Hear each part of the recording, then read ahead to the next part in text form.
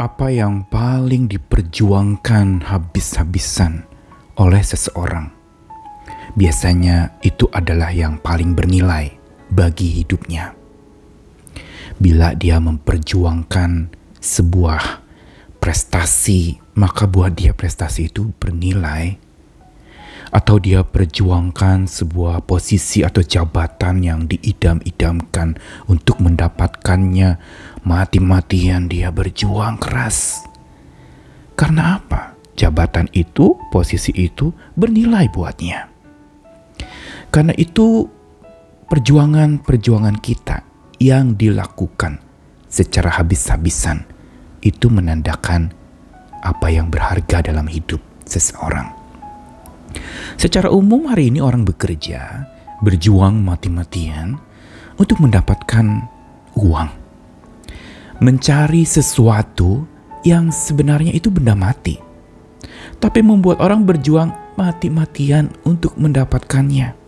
Karena dia berpikir kalau tidak dapatkan itu dia mati. Perhatikan.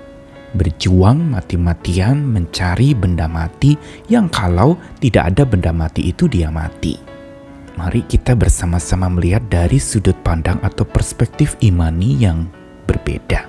Kalau umumnya orang berjuang dan memang wajar untuk mencari uang yang memang untuk kebutuhan hidup dalam porsi dan frekuensi yang standar dan normal baik-baik saja.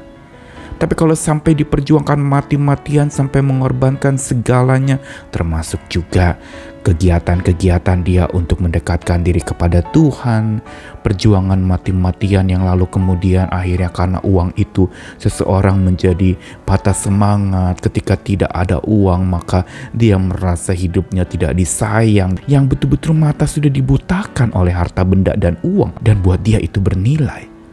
Maka disinilah sebenarnya letak permasalahannya. Kita perlu sungguh-sungguh melihat secara tajam dengan perspektif kekekalan. Memang semua serba sementara hidup di dunia ini. Kita perlu punya cara pandang atau perspektif kekekalan dalam melihat sesuatu. Supaya kita tidak salah berjuang. Supaya nilai yang kita pegang sebagai dasar perjuangan kita itu bukan nilai yang benda mati dan bisa mati. Dan juga tidak bisa dibawa mati. Jangan sampai kita mati-matian berjuang demi yang tidak dibawa mati. Saya Nikolas Kurniawan kembali menemani di dalam Sabda Tuhan. Hari ini 2 ayat dari Lukas pasal 12, ayat yang ke-15, demikianlah Sabda Tuhan. Katanya lagi kepada mereka, berjaga-jagalah dan waspadalah terhadap segala ketamakan. Sebab walaupun seorang berlimpah-limpah hartanya, hidupnya tidaklah tergantung daripada kekayaannya itu. Lalu di dalam 1 Timotius 6 ayat 7 dikatakan, sebab kita tidak membawa sesuatu apapun ke dalam dunia dan kita pun tidak dapat membawa apa-apa keluar dunia. Kedua bagian ini mengajak kita berpikir secara perspektif imani dan abadi, yaitu tidak melihat segala sesuatu sekedar dari apa yang kelihatan, tetapi melihat dari keyakinan, dan melihat segala sesuatu bukan sesuatu yang sifatnya sementara atau fana, tapi melihat kepada sesuatu yang abadi. Bukan bicara masalah penghidupan dan kehidupan di dunia ini pada masa kini saja. Memang itu penting untuk diperjuangkan. Tapi bagaimana setelah itu? Bukankah sebenarnya dan sesungguhnya yang abadi, yang kekal itu yang perlu kita persiapkan dari jauh-jauh hari? Investasi kesementaraan memang ya serba sementara dan akan habis, mungkin kita tidak nikmati. Tapi investasi kekekalan adalah sesuatu yang sifatnya abadi dan selalu ada. Cara pandang inilah yang kemudian di dalam 1 Timotius Paulus mengatakan kepada anak rohaninya. Untuk supaya mereka, khususnya Timotius dalam pelayanan di Efesus, punya cara pandang dan perspektif yang tajam tentang kehidupan. Sederhana ayat 7 memang, sebab kita tidak bawa sesuatu apapun ke dalam dunia dan tidak bawa apa-apa keluar. Ayat 7 ini menjadi sebuah pengantar untuk pengingatan Paulus kepada orang-orang yang dia layani mengenai cinta uang. Ada orang yang ingin kaya jatuh dalam pencobaan, ayat 9 dikatakan, ke dalam jerat, dalam berbagai hawa nafsu yang hampa dan mencelakakan, bahkan menenggelamkan manusia ke dalam keruntuhan dan kebinasaan karena akar segala kejahatan cinta uang. Sebelum masuk kepada sebuah pesan bahwa akar segala kejahatan cinta uang, Paulus merasa perlu untuk supaya setiap orang yang membaca itu melihat dari perspektif keimanan dan kekekalan.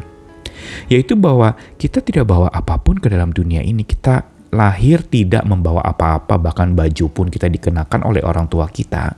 Kita tidak genggam apa-apa, tangan kosong, tangan hampa, dan mati pun tangan kita hampa, tidak bisa bawa apa-apa keluar. Ini yang diingatkan oleh Paulus kepada anak rohaninya Timotius, untuk supaya perspektif inilah yang menyebabkan seseorang bisa melihat uang, kekayaan itu dari perspektif yang memang benar bahwa itu semua sementara.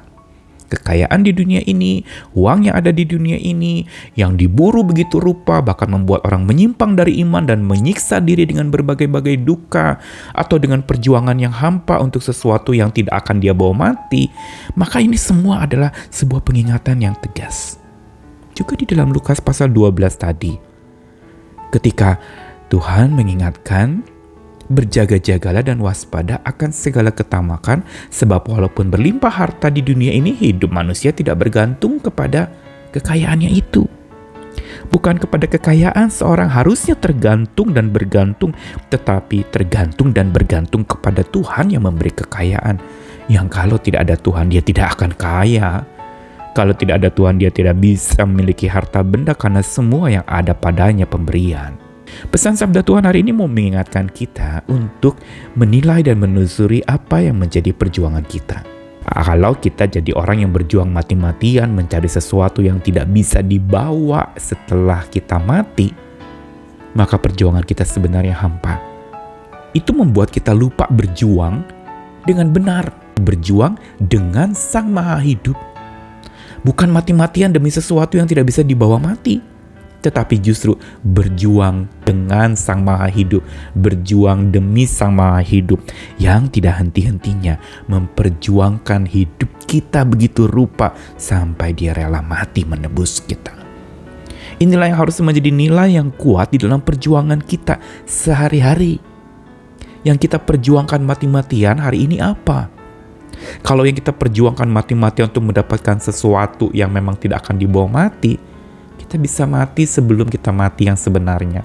Semangat kita mati, kita mungkin akan menjadi lemah dan tidak berdaya karena dikecohkan.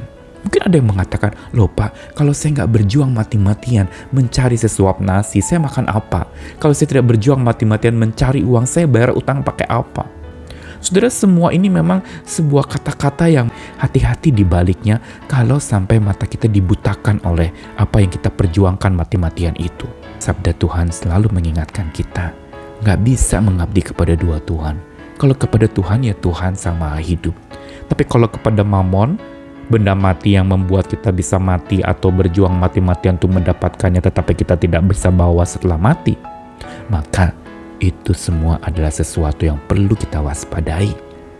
Mari kita betul-betul serahkan segala kekhawatiran kita akan masa depan, akan harta benda kita, akan uang kita, akan utang-utang kita, dan segala sesuatu yang kita pikir itu sesuatu yang kita perlu kejar, kita raih. Tapi jangan lupa bersama dengan Tuhan, ayo kita meraihnya. Bersama dengan Tuhan yang menyediakan segala sesuatu, bahkan burung pipit di udara dia pelihara, dia juga akan mampu pelihara kita. Ayo hidup dari hikmat Tuhan. Ayo berjuang mati-matian demi Sang Pribadi yang berjuang sampai mati mempertahankan kita, menebus kita dan menyelamatkan kita. Hidup baginya, hidup bersamanya, hidup deminya, dan hidup di dalamnya. Sang Maha Hidup selalu beserta dengan kita. Ayo arungi hidup bersama dengan Sang Maha Hidup. Jangan kejar benda-benda mati yang akan mati dan tidak bisa dibawa setelah mati. Tuhan mengasihi kita sekalian. Amin.